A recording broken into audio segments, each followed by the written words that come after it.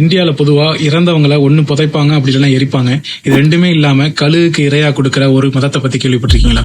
கிபி 8ல இருந்து 10ஆம் நூற்றாண்டுக்கு இடைப்பட்ட காலத்துல பர்சியா நாட்டில இருந்து குஜராத் வழியா இந்தியால குடிபுகுந்தவங்க தான் ஜோரோஸ்ட்ரியானிசம் அப்படிங்கிற மதத்தை பின்பற்ற பர்சியர்கள். இவங்க இன்னுமே 30,000 40,000 பீப்புள் இன்னுமே இந்தியால இருக்காங்க. ஏன் சென்னையில கூட வாழ்ந்துகிட்டு இருக்காங்க. இவங்களுக்கு தனிப்பட்ட கோயில் ராயபுரத்துல இருக்கு.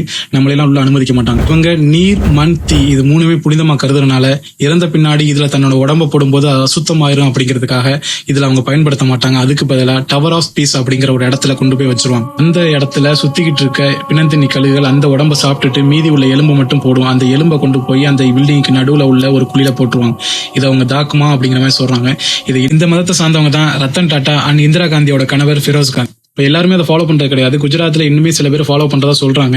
இப்ப எல்லாருமே கொஞ்சம் கொஞ்சமா சேஞ்ச் ஆகிட்டு வராங்க. ஏன் அப்படின்னா கழுகுகளோட எண்ணிக்கை குறைஞ்சிருச்சு. சோலார் சிஸ்டம், எலக்ட்ரிக் சிஸ்டம் கொஞ்சம் கொஞ்சமா மாறிட்டு வராங்க. இதை பத்தி நீங்க என்ன நினைக்கிறீங்க அப்படிங்கறத கமெண்ட் பண்ணுங்க. இது மாதிரி நிறைய விஷயம் தெரிஞ்சுக்கிறதுக்காக என்ன ஃபாலோ பண்ணிக்கோங்க. Take care.